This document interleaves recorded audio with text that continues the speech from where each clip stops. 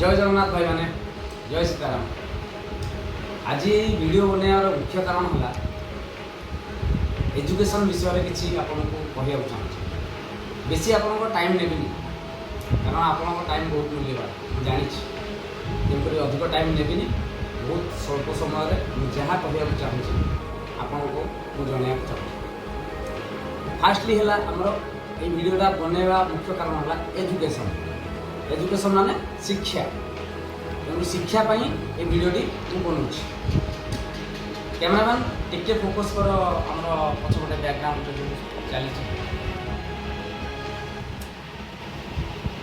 यही जिनटी देख कौन लिखा जाए शिक्षक आ गोटे रास्ता तार उदाहरण दी जाए जोटा कि शिक्षक आ रास्ता सी गोटे जगार था किंतु रास्तार काम कौन सी लोक मान चलापथ माने जी लोक चलुचा एंड पॉइंट माने गंतव्य स्थली की पहुँचापी है काम। शिक्षक काम भी से सी गोटे क्लास रे 8, 9, 10 जब पढ़ा हो कि 6, 7 पिला पाठ पढ़ुं कि जहाँ भी XYZ सी वेतन नौ बिना वेतन भी लोग परिश्रम कर सार मैंने भी आम देखीचु। तेणुक पिला को सी पाठ पढ़े सी किए IAS है किए OS है किए पियोन है किए चपरासी है किए आर्मी गला किए नेवी गला XYZ हजार काम सी माने करें किंतु गोटे शिक्षक फाइनाली ये गोटे स्कूल ही रही जाए।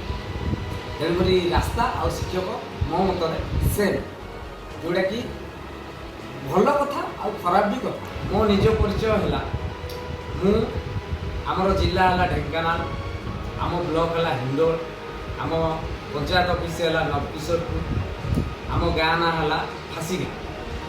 तो फासीगाँ आपण ना शुणिले भी टे मुहर स्माइल आसो। तो फासीगाँ आमर गोटे छोटिया गाँ जोटा कि नवकिशोरपुर पंचायत अवस्थित। तेणुक से छोटिया गाँव में तो लोक मानकर अवेयरनेस बहुत कम से अवेयरनेसटा बढ़ायापी एजुकेशन प्रति अवेयरनेस बढ़ायापी मुझे यही वीडियोटी बनाऊँ। मो वीडियोर मेनली पॉइंट है एजुकेशन कौन मु गोटे ट्यूटोरियल स्टार्ट कर आपण मैंने शुणी थे ट्यूटोरियल माने है ढेंकानाल ये बड़ बड़ टाउनशिप एरिया रे ट्यूटोरियल नाटा शुणी थे किंतु गाँव में ट्यूटोरियल आपण मैंने जानी ट्यूटोरियल के कौन आम गाँव में एजुकेशन सिस्टम मुझे जहाँ स्टडी कली बहुत दिन स्टडी कली मो एज है 31 ईयर दैट मीन्स मो नुहे जे मु 31 ईयर है मुझे देखिपार कि सब देखिपी जापी किंतु ये जिनसटा आज ये करुँची कारण छुआ बेलू आम गोटे जिन शिखा मिलता आज कम एबे कर आउ काली कम आज कर। तेणुक से जिनसटा मोर फाइनेंशियल कंडीशन टिके खराब थिला वर्तमान इनका भल अच्छे से मुझे एजुकेशन को गोटे बिजनेस नुहे गोटे पिलांकर भविष्य करने मुझे एजुकेशन स्टार्ट करी जो ट्यूटोरियल। तेणुक ट्यूटोरियल फायदा आम कौन हम अलग ट्यूशन सार जिते अच्छा से कौन कर पिला आणुंट 8, 9, 10 हो 6, 7 पिला हो 20टा पिला एका बेले बसौं गोटे रूम रे बसौं से कौन कर 10th पिला गोटे पाठ पढ़ेला 8 पिला कि 9 पिला कि 6 पिला पाठ से शुणुची। तेणुक सी डिस्टर्बांस चलता। तेणुक आप 2 टाइम जब भी ट्यूशन पठाऊँ सेटा भी मो मत रंग आप गोटे टाइम ट्यूशन पठातु जोटा कि गोटे टाइम ट्यूशन पठेले आपण फायदा कौन हम पिला जिनसटा को बुझीपार कारण स्कूल रे आमर गोटे पीरियड 45 मिनट अच्छे। तो 45 मिनट कौन पर रखाई तार कारण अच्छे से चाहिए घंटाटे रखिपारे 1.5 घंटा रखिपारे अध घंटे भी रखिपारे 45 मिनट कौन पर सेटा है क्वेश्चन ये रखाई कारण गोटे पिला 45 मिनट पर्यंत मन ध्यान से शुणी पारे 45 मिनट पर सब्जेक्ट चेंज है माइंडटा आम रिलैक्स हुए अलग सब्जेक्ट से ग्रहण करने रेडी हुए से 45 मिनट इज एनफ गोटे स्टूडेंट गोटे सब्जेक्ट बुझा। तेणुक आपण मैंने जी आप ट्यूशन पिला कि घर पिला 2 टाइम ट्यूशन पठाऊँ आप निजे अनुभव करूँ सी के प्रेसर है छुआ रही प्रेसर कौन आप कहे प्रेसर कौन तो आम ट्यूशन एत पठाऊँ स्कूल पठाऊँ तो प्रेसर ताहले कौन है से तो पाठ पढ़ो ना এটা भूल कथा मो मत भूल आप कौन चाहिए आपण मत ठीक ना भूल आप किंतु मु गोटे एजुकेशन जेहेतु चलाऊँगी तो मुझे जापारि गोटे पिला सकालू जी मॉर्निंग 6 ରୁ 8:30 कि 9टा पर्यटन ताको ट्यूशन देले सी गला स्कूल गला स्कूलिंग रे पाठ भल ना पढ़ला 4टा बेलू आसीना खेलकूद करिया दरकार खेलकूद करिया द्वारा ता माइंड आउ टिके विकसित होला फिजिकल विकसित होला राति रे से कोन करिवो ट्यूशन जहाँ टास्क देसन से करि परिवो स्कूल रे जहाँ टास्क देछि से करि परिवो आउ किसी टाइम बोलले भी निजे एक्स्ट्रा किसी करिकुलर एक्टिविटीज पढ़ी परिवो आपण जे 2 टाइम ताको ट्यूशन दे देले सी ट्यूशन ता टाइम लाइफटा पड़ेबो स्कूल लाइफटा पड़ेबो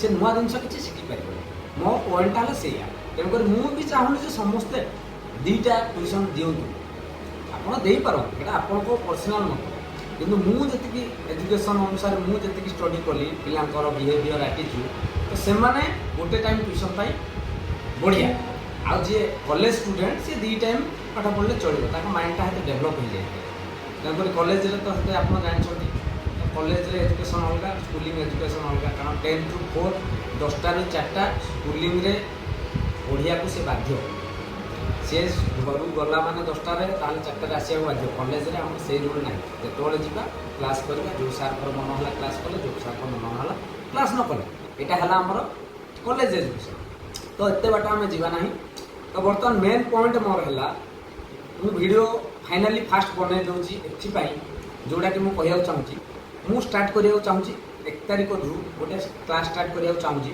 मोर ऑलरेडी पिला क्लास करूछ जोड़ा क्लास चलची ट्यूशन भी चली आम फासीगा स्थित हाई स्कूल तो मु चाहूची तो आपण को पिला आपण पठे 6 7 8 9 10 5टाक क्लास को पिलांकर आपण जति पिला आपण को घरे अछंती ताले आपण फासीगा स्थित हाई स्कूल को आपण पठांतु मॉर्निंग 6 o'clock आउ पठेला परे मु सकाळ 6टा ରୁ 6:30 फास्ट मोर जोग पीरियड गोटे रहे जोग पिला तापर जोग कला पर ताका माइंड फ्रेश होला देन ही कैन स्टडी तो से 6:30 ରୁ 8:30 पर्यंत से पाठ पढ़ी पारे तापर 8:30 ରୁ पाठ पढ़ला पर 8:30 रे जी जोंकी गला से फ्रेश होला जहा होला स्कूलिंग पे प्रिपेयर होला से अलगा तो 4टा बेले से खेल कूद कला तापर टास्क कला तार पर्सनल लाइफ बहुत अच्छी गोटे छोट पिलार भी पर्सनल लाइफ अच्छे कारण गोटे छोट छुआर भी पर्सनल लाइफ अच्छे आम कह पर्सनल लाइफ कौन पर्सनल लाइफ समस्त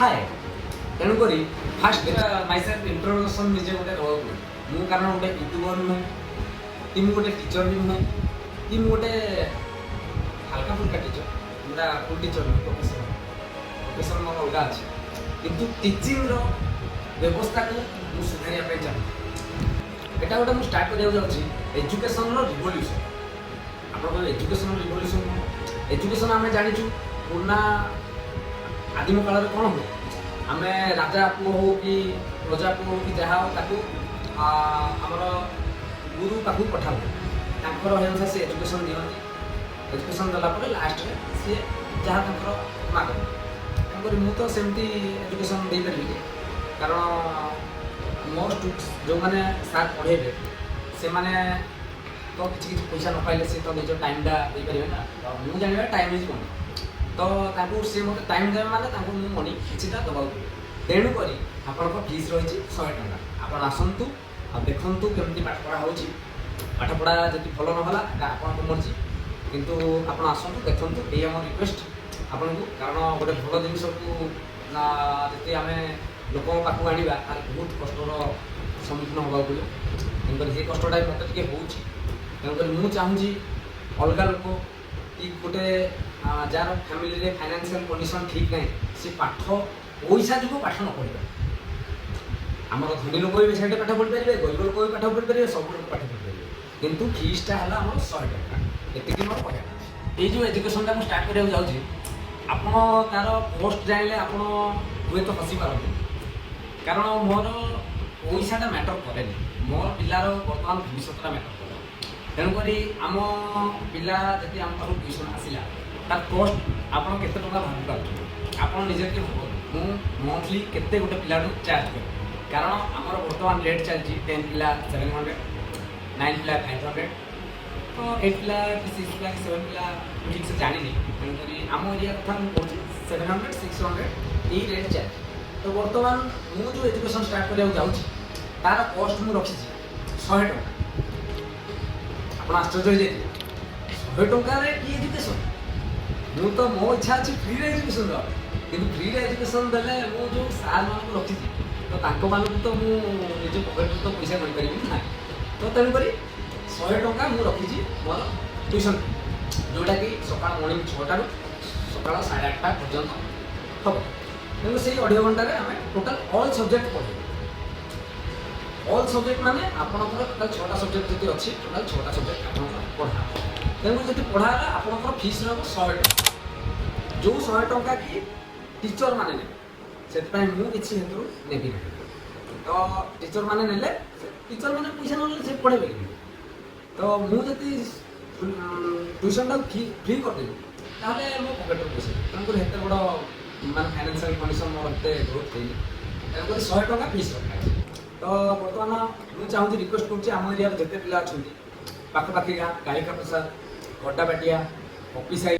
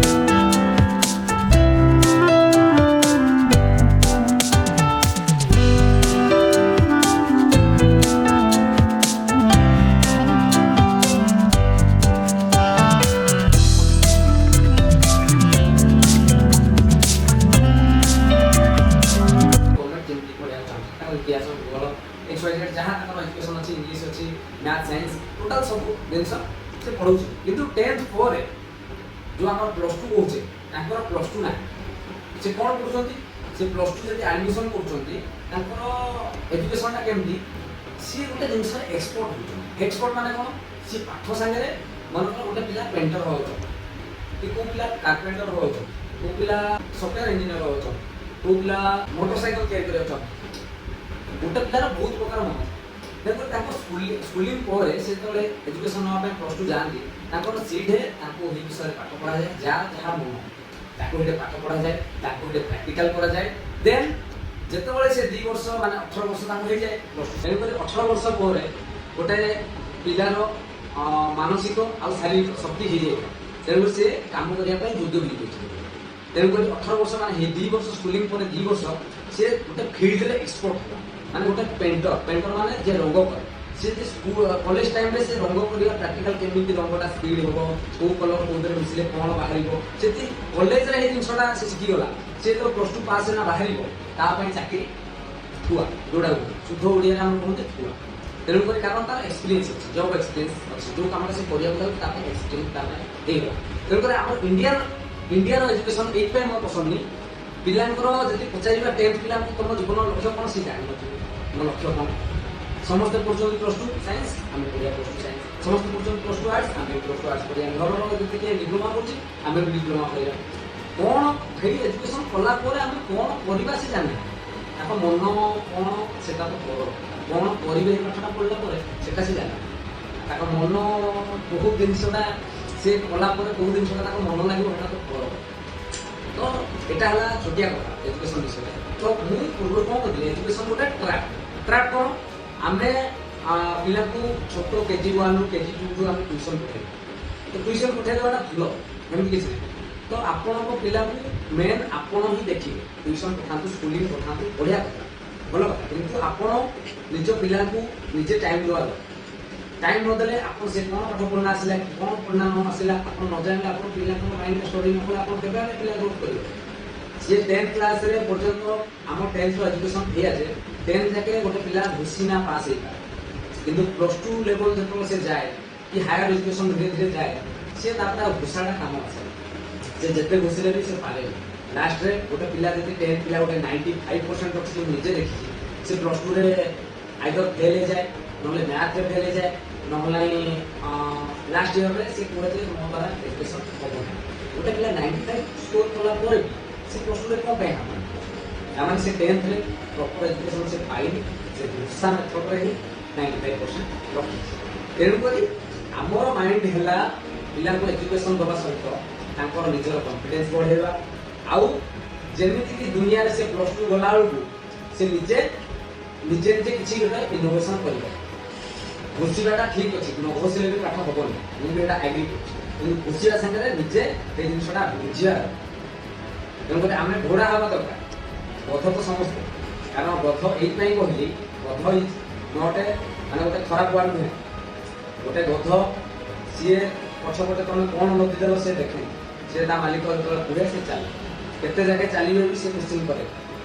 ମୁଁ ପିଲାଙ୍କୁ ପାଠ ପଢ଼େଇ ମାନେ ସେ ମୋତେ କୋଶ୍ଚିନ୍ କରିବା ଦରକାର। ସାର୍ ଏଇ ଜିନିଷଟା ଆମେ ପଢ଼ିଲେ କ'ଣ ହେବ? ସାର୍ ଏଇ ଜିନିଷଟା ପଢ଼ିବା ଦ୍ୱାରା ଆମର କ'ଣ ଫାଇଦା ହେବ? ସାର୍ ଏଇ ଜିନିଷଟା ଆମ ଲାଇଫ୍ରେ କ'ଣ ୟୁଜ୍ ହେବ? ସିଏ ଯଦି ମୋତେ 5ଟା କୋଶ୍ଚିନ୍ ଦେବେ, ପଚାରିବେ କି 10ଟା କୋଶ୍ଚିନ୍ ପଚାରିବେ ତାଙ୍କ ଲାଇଫ୍ରେ, ମୋତେ କ'ଣ ସାର୍ କ'ଣ ଯୋଉଠି ସେ କୋଶ୍ଚିନ୍ ପଚାରିବା ଯେବେ ଷ୍ଟାର୍ଟ ହେବ ତାର ଆନ୍ସର୍ ତାଙ୍କୁ ମିଳିଯାଏ। ତେଣୁକରି ମୋର ପ୍ରାୟୋରିଟି ହେଲା ସେ ପାଠ ପଢ଼ିବା ସାଙ୍ଗରେ ତାଙ୍କର ନିଜସ୍ୱ ମାଇଣ୍ଡ ବି ଫଟେଇବା। ତେଣୁକରି ବେଶୀ ଆପଣଙ୍କ ଟାଇମ୍ ୱେଷ୍ଟ କରିବିନି, କାରଣ ଆପଣ ବହୁତ ବିଜି ଅଛନ୍ତି। ତ ଏଇଟା ମୋର ଫାଷ୍ଟ ଭିଡ଼ିଓ, ତ ମୁଁ ଆଗରୁ ଏମିତି ଭିଡ଼ିଓ କେବେ ବନେଇ ନଥିଲି। ତ ମୋତେ ଜଣେ କହିଲା ଆପଣ ଭିଡ଼ିଓ କଲେ ଆପଣ କେମିତି କରିପାରିବେ, ଆପଣ ତ ଭିଡ଼ିଓ କେବେ ବନେଇ ନାହାନ୍ତି। ଭିଡ଼ିଓ ବନେଇବା ପାଇଁ କିଛି ଗୋଟେ ଏକ୍ସଟ୍ରା କରିକୁଲାର ଆକ୍ଟିଭିଟିଜ୍ ଦରକାର। ମନ କଥା ଆପଣଙ୍କ ପାଖକୁ ପହଞ୍ଚେଇବା ଥିଲା, ଆପଣଙ୍କ ପାଖକୁ ପହଞ୍ଚେଇଦେଲି। ତ ବର୍ତ୍ତମାନ ଲାଷ୍ଟଲି ସର୍ଟକଟ୍ରେ 1 ମିନିଟ୍ରେ ମୋର କଥା ସାରି ଦେଉଛି। ଏତିକି କି ଯୋଉଟାକି ଆପଣଙ୍କୁ 100 ଟଙ୍କାରେ ଏଜୁକେସନ୍ ମିଳିବାକୁ ଯାଉଛି। ଆମ ଗାଁ ନାଁ ହେଲା ଫାସିଗାଁ ହାଇସ୍କୁଲରେ ଏଜୁକେସନ୍ ମିଳିବ। ଆପଣ 6 to 6ଟାରୁ ସକାଳ 8:30 ପର୍ଯ୍ୟନ୍ତ କ୍ଲାସ୍ ହେବ। ତ ଆପଣ ଆସନ୍ତୁ, ପିଲାଙ୍କୁ ପଠାନ୍ତୁ, ଆପଣ ଏଜୁକେସନ୍ ଦେଖନ୍ତୁ। ଯଦି ପସନ୍ଦ ନ ହେଲା ଆପଣ ଫିଡ଼ବ୍ୟାକ୍ ଦେଇପାରନ୍ତି। ଆମକୁ ଯଦି ଫିଡ଼ବ୍ୟାକ୍ ଦେଲେ ଆପଣ ସେଇଟା ଆମେ ସୁଧାରିବାକୁ ଚେଷ୍ଟା କରିବୁ। ତେଣୁକରି କ'ଣ ସେଠାରେ ପଢ଼ା ହେବ, କେଉଁ ସବଜେକ୍ଟ ପଢ଼ା ହେବ, ଆଉ କେମିତି ଏଜୁକେସନ୍ ସିଷ୍ଟମ୍ ମୁଁ ଚେଞ୍ଜ କରିବାକୁ ଯାଉଛି ସେଟା ପିଲା ଆସିଲେ ହିଁ ପିଲା ଆପଣ ଜାଣିପାରିବେ। ସବୁ କଥା ଭିଡ଼ିଓରେ କହିଲେ ଭିଡ଼ିଓ ବହୁତ ଲେନ୍ଥ ହେଇଯିବ, ଭିଡ଼ିଓ ବହୁତ ଲେନ୍ଦି ହେଇଯିବ। ତେଣୁକରି ଆପଣ ପୁଣି ଇନସୁଟ ଫିଲ୍ କରିବେ ଏତେ କ'ଣ ସାର୍ କଥା କହିବେ। ତେଣୁକରି ସେମିତି ନାହିଁ କିଛି। ତ ମୋ ନାଁ ହେଲା ବଣ୍ଟୁ ସାମଲ, ମୋ ବାପାଙ୍କ ନାଁ ହେଲା ନରେଶ ଚନ୍ଦ୍ର ସାମଲ। ତେଣୁକରି ମୋ ଗାଁ ହେଲା ଫାସିଗାଁ, ଡିଷ୍ଟ୍ରିକ୍ଟ ହେଲା ଢେଙ୍କାନାଳ। ଲାଷ୍ଟ ଟାଇମ୍ ପାଇଁ କରିଦେଉଛି। ତ ଆପଣ ଆସନ୍ତୁ, 1 ତାରିଖରୁ ଜଏନିଂ କରନ୍ତୁ, ପିଲାଙ୍କୁ 100 ଟଙ୍କାରେ ଏଜୁକେସନ୍ ନିଅନ୍ତୁ। ଆଉ ଯଦି ଆପଣଙ୍କ ପିଲା ଆସିଲା, ମୁଁ ଗ୍ୟାରେଣ୍ଟି ଦେଉଛି ଆପଣଙ୍କ ଜୀବନ ପିଲାଙ୍କୁ ମୁଁ ମାର୍କ ରଖିବା ସହିତ ଗୋଟେ ସଫଳ ମଣିଷ ଦିଏ। ମୋର ମେନ୍ ମୋଟିଭ୍ ହେଲା ଗୋଟେ ପିଲା ସଫଳ ମଣିଷ ଦିଏ। ସିଏ ଏଜୁକେସନରେ ମାର୍କିଂ ରଖିବ ପ୍ଲସ୍ ଜୀବନରେ କିଛି ଗୋଟେ କରିବ। ମୋ ମାଇଣ୍ଡ ହେଲା ସେଇଟା। ତେଣୁକରି ଆପଣ କହିବେ, ଆଉ ଗୋଟେ ଲାଷ୍ଟଲି କଥା କହିଦେଉଛି, ମୋର ମନେ ପଡ଼ିଲା। ଆପଣଙ୍କର ସ୍କୁଲରେ ଏତେ ବଢ଼ିଆ ବଢ଼ିଆ ସାର୍ ଯେଉଁମାନେ କି ଅଛନ୍ତି, ସେମାନେ ଏକ୍ଜାମ୍ କ୍ରାକ୍ କରନା, ସେ 40,000 50,000 ଦରମା ନେଉଛନ୍ତି, ସେ ପାଠ ପଢ଼ଉଛନ୍ତି। ଆପଣ ତାଙ୍କଠୁ କ'ଣ ଉନ୍ନତ? ନା, ତାଙ୍କଠୁ ଆମେ ଉନ୍ନତ ନୁହେଁ। କାରଣ ସେମାନେ ଆମେ ପିଲାଙ୍କୁ ଆମର ପାଠ ପଢ଼େଇବୁ, କିନ୍ତୁ ପାଠ କେମିତି ପଢ଼େଇବୁ ଯେଉଁଟା ପିଲା ବୁଝିପାରିବେ। ଆମେ ପିଲାଙ୍କ ସାଙ୍ଗରେ ପିଲା ହେଇନା ପଢ଼େଇବୁ, ଯେଉଁଟାକି ସାର୍ ସେଇ ଜିନିଷଟା କରିପାରିବେ, ଆମ ଟ୍ୟୁସନ୍ରେ ସେଇ ଜିନିଷଟା ହେଇପାରିବ। ଏତିକି କହି ବକ୍ତବ୍ୟ ସମାପ୍ତ କରୁଛି। ବକ୍ତବ୍ୟ ତ କହିବିନି, ମନ କଥା ଆପଣଙ୍କୁ କହିବା ସମାପ୍ତ କରୁଛି। ଆଉ ବହୁତ ଅଶେଷ ଧନ୍ୟବାଦ ଆମର କ୍ୟାମେରାମ୍ୟାନ୍ ଆଉ ଜଣେ ସହପାଠୀ ଅଛନ୍ତି ଯେଉଁମାନେ ମୋତେ ଏନକରେଜ୍ କରୁଛନ୍ତି ଆପଣ କରନ୍ତୁ। ବହୁତ ଲୋକ ଅଛନ୍ତି ମୋତେ ଡାଉଟ୍ କରୁଛନ୍ତି, କାହିଁକି ପିଲାଙ୍କୁ ଏଜୁକେସନ୍ କରୁଛ, କାହିଁକି କ'ଣ ଲାଭ ପାଇବ ସେଠି? ପିଲା ପାଠ ପଢ଼ିଲେ କେତେ, ନ ପାଠ ପଢ଼ିଲେ କେତେ, ତମର ଫୋକସ୍ କର, ତମ ବିଜନେସ୍ ଅଛି, ତମ ଇଏ ଅଛି। ତ ଆପଣ କାହିଁକି ବେକାରରେ ପିଲାଙ୍କୁ ପଛରେ ଲାଗିଛନ୍ତି, ପିଲାଙ୍କୁ ଏଜୁକେସନ୍ ଦେବେ, ଯାଚି ହେନା କମ୍ ଦାମରେ ଦେଉଛନ୍ତି, ଆପଣ ମୋତେ ମେଣ୍ଟାଲ୍ ହେଇଯିବେ। ତେଣୁକରି ଏ ମେଣ୍ଟାଲ୍ ୱାର୍ଡ଼ଟା ମୋତେ କ୍ରାକ୍ କରେ। କ'ଣ ପାଇଁ କ୍ରାକ୍ କରେ? କାରଣ ମୁଁ ଯଦି ଗୋଟେ ଜିନିଷ କରୁଛି ତାହେଲେ ମୋତେ ଗୋଟେ ଛାତିର ସୁକୁନ ଦିଏ। ସବୁ କଥା ପଇସାରେ ଦେଖାଯାଏ। ସବୁ କଥା ଯଦି ପଇସାରେ ଦେଖାଯାଇଥାନ୍ତା ତାହେଲେ ମୁଁ ଏଜୁକେସନ୍ଟା ଫ୍ରି ନୁହେଁ, 100 ଟଙ୍କା ରଖିନଥାନ୍ତି। ମୁଁ ଗୋଟେ ପ୍ରାଇଭେଟ୍ ଟିଚର୍ ହେଇଯାଇଥାନ୍ତି, ଯେମିତିକି ଢେଙ୍କାନାଳରେ ଗୋଟେ ଟିଚର ଗୋଟେ 2 ଘଣ୍ଟା ଟାଇମ୍ ଦେଲେ ଟଙ୍କା 15,000 ଆଡମିସନ୍ କରୁଛି। ମୁଁ ଚାହିଁଥିଲେ ସେଇ ଲାଇନ୍ ଯାଇପାରିବି, କିନ୍ତୁ ନା, ମୋର ଫାଷ୍ଟ ମୋ ଗାଁରେ ପିଲାଙ୍କୁ ସଜାଡ଼ିବାର ଅଛି। ଦେନ୍ ମାଇ ଇନଷ୍ଟିଚ୍ୟୁଟ୍ ଇଜ୍ ସ୍ପ୍ରେଡ୍ ଏଭ୍ରିୱେୟାର। ସେଟା କି ଆର ବର୍ଷ ହେବ, କିନ୍ତୁ ଏଇ ବର୍ଷ ମୋର ଆପଣଙ୍କ ସହଯୋଗ ଦରକାର, ଆପଣଙ୍କ ପିଲାଙ୍କ ସହଯୋଗ ଦରକାର। ଆପଣ ଆସିଲେ ବାକି ସବୁ ମୋ ଉପରେ। ତେଣୁକରି ଏତିକି କହି ମୁଁ ରହୁଛି। ଜୟ ଜଗନ୍ନାଥ, ଜୟ ସୀତାରାମ, ଜୟ ଶ୍ରୀରାମ।